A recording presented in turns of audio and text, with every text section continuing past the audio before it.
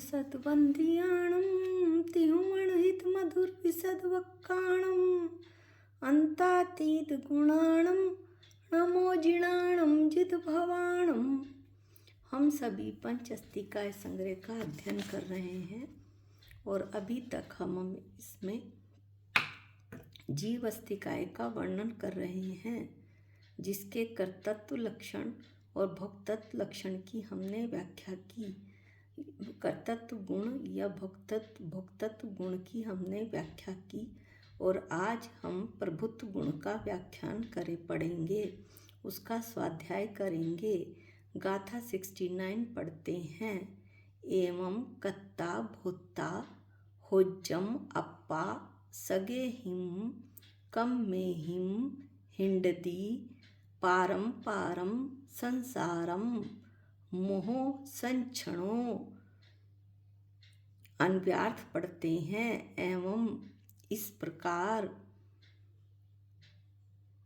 सगे him come में him अपने कर्मों से कर्ता भोक्ता हुज्जम करता भोक्ता होता हुआ अप्पा आत्मा मोह संक्षणो मोह संक्षणो मोह आच्छादित वर्तता हुआ पारम पारम शांत अथवा अनंत संसार में हिंडदी परिभ्रमण करता है।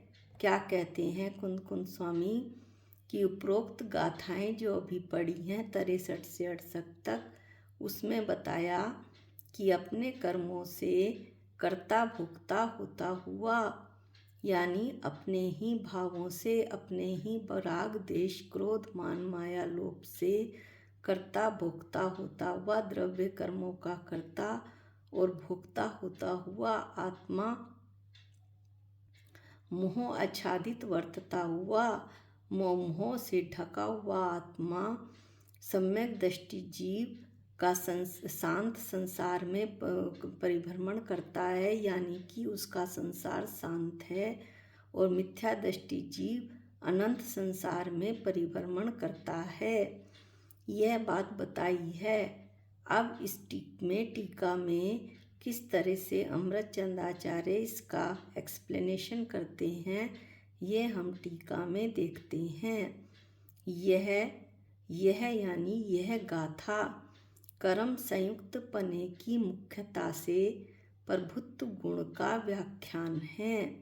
अनादिकाल से जीव कर्मों से बंधा हुआ है और उसकी मुख्यता से प्रभुत्व गुण यानी जीव के सामर्थ्य का व्याख्यान है। वो चाहे तो स्वयं संसार से मुक्ति प्राप्त कर ले और चाहे तो संसार में परिभ्रमण करता रहे। इसलिए इस गुण को प्रभुत्व गुण दिया है नाम, और यहाँ कर्म संयुक्तपना कहा है।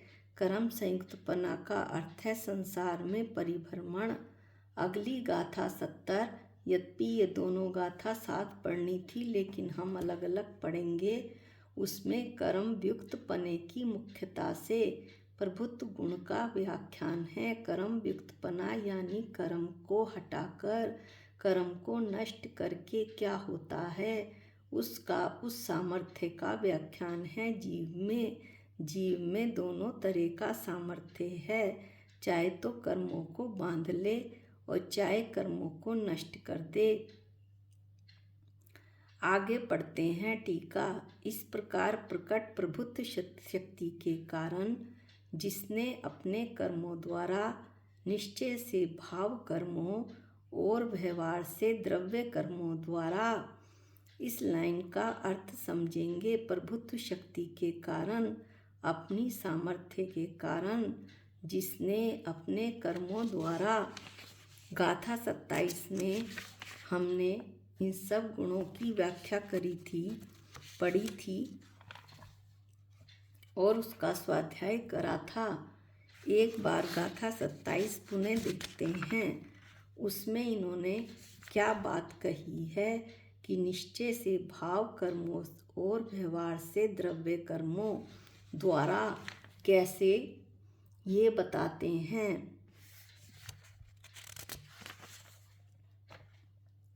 निश्चय से भावकर्म कौन से जीव के भावकर्म उसकी आत्मा के परिणाम होते हैं।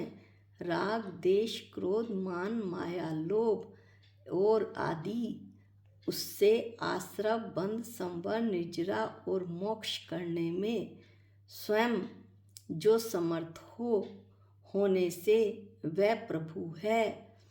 भाव कर्म से चाहे आश्रव बंद कर ले और भाव कर्म निर्मल करके अपनी आत्मा के परिणाम निर्मल करके संवर, निर्जरा, मोक्ष कर ले, इन दोनों में ही आत्मा समर्थ होने से प्रभु है। और व्यवहार से द्रव्य कर्मों के द्रव्य कर्म यानी ज्ञानावर्णी, दशनावर्णी, अंतराय, चार घातीय, चार आघातीय कर्म, आश्रव, बंध, संवर, निर्जरा और मोक्ष करने में, द्रव्य कर्मों के आश्रव, बंध, संवर, निर्जरा, मोक्ष करने में स्वयं ईश यानी समर्थ होने से प्रभु है। ये प्रभुत्व गुण की व्याख्या हुई। अब बताते हैं कि प्रभुत्व शक्ति के कारण जिसने अपने कर्मों द्वारा द्रव्य कर्म और भाव कर्मों द्वारा कर्तृत्व एवं भोक्तृत्व का अधिकार ग्रहण किया है। कर्तृत्व एवं भोक्तृत्व हम पढ़ते आए हैं, लेकिन एक बार फिर कि निश्चय से पौद्गलिक कर्म जिनका निमित्त है, पौद्गलिक कर्म यानी कि द्रव्य कर्मों का उदय जिनका निमित्त है, ऐसे आत्म परिणाम ये बताया था कि पिछली गाथा में कि कर्मों का उदय होता है और जीव राग देश करता है। कर्मों का उदय निमित्त पड़ता है और जीव के राग देश यानी उसके आत्म परिणाम नैमित्तिक होते हैं। इस तरह से निश्चय से पौद्गलिक कर्म जिनका निमित्त है, ऐसे आत्म परिणामों का नैमित्तिक यानी कार्य हुआ। तो आत्म परिणामों का करता है कौन? जीव अपने आत्म परिणामों का करता है, जिसमें कौन निमित्त पड़ता है? कर्म का उदय, द्रव्य कर्मों का उदय निमित्त पड़ता है। अब कहते हैं कि व्यवहार से आत्म परिणाम जिनका निमित्त है, राग, देश, बंध, जो क्रोध, मान, माया, लोभ है, आत्मा के परिणाम वो निमित्त पड़ते हैं और उनसे अगले कर्म बंधते हैं। पौद्गलिक कर्मों का कर्तृत्व होने से करता है कौन? जीव। इस तरह से जीव जो है वो करता है।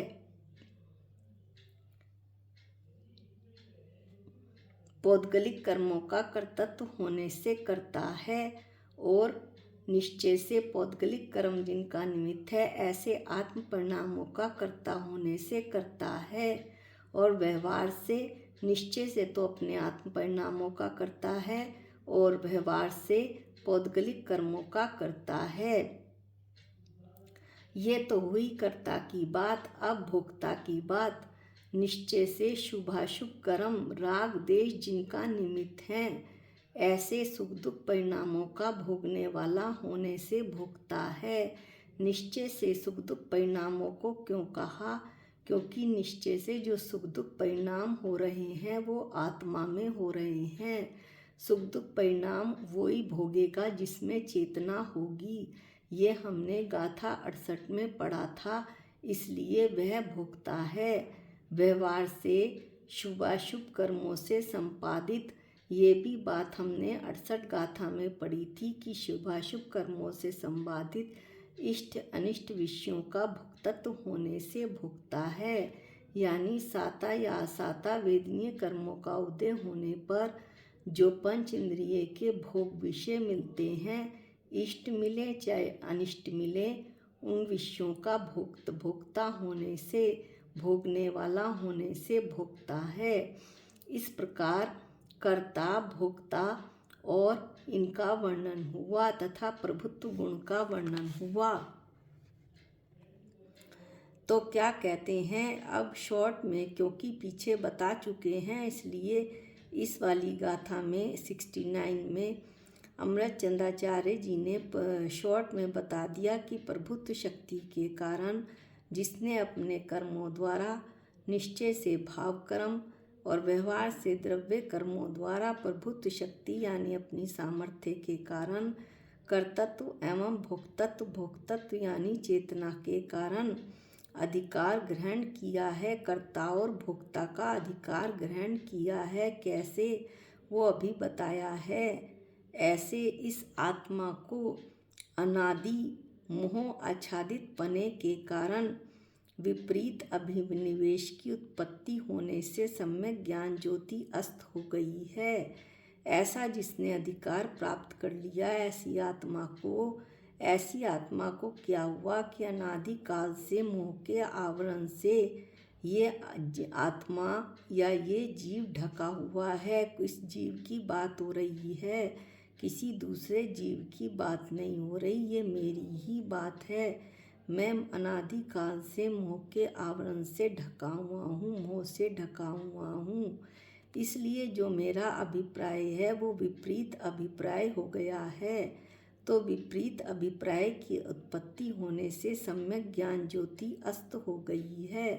सम्यक ज्ञान ज्योति, इसका हम विपरीत अभिप्राय का अर्थ देखेंगे। विपरीत अभिप्राय क्या कि जिस प्रकार सूर्य समस्त पदार्थों को तथा स्वयं अपने को यथावत दर्शाता है, उसी प्रकार जो ये अभिनिवेश है, सच्चा जो अभिनिवेश है यानी सम्यक ज्ञान है, वो अपने को, आत्मा को तथा पर पदार्थों को ज्यों का त्यों बतलाता है, उसे सम्यक ज्ञान कहते हैं। यानी मेरे साथ जो दो द्रव्य चल रहे हैं उनमें से एक शरीर है, उसके भीतर रहने वाला मैं चेतन भगवान आत्मा हूँ। शरीर पुद्गल है, वो मेरे साथ मेरे कर्मों के कारण अनादिकाल से लगा हुआ है, लेकिन उसमें रहने वाला चेतन भगवान आत्मा हूँ, मैं शरीर नहीं हूँ।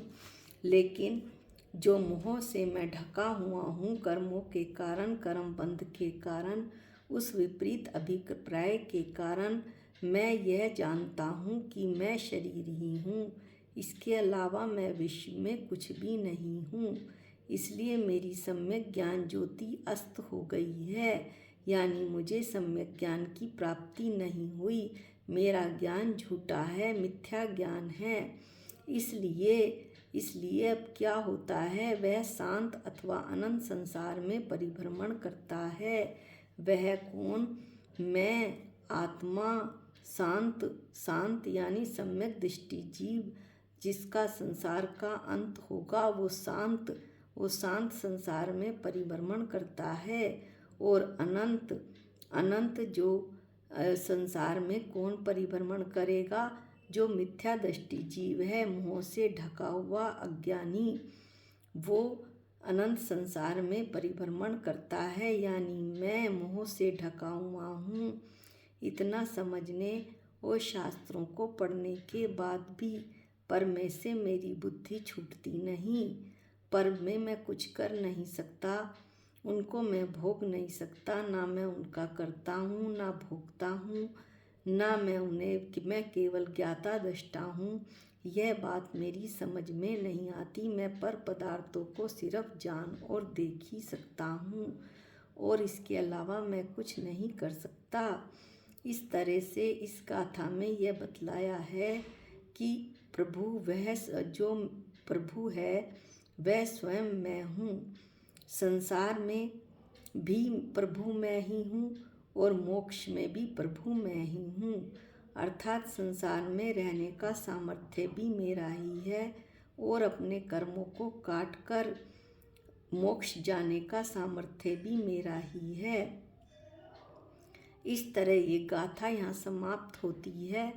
अगली गाथा 70 हम अगले वीडियो में देखेंगे। निज निधि निज में बताई, ये अनंत उपकार है, इसके लिए जिन वाणी माँ को वंदनानंत बार है, वंदनानंत बार है।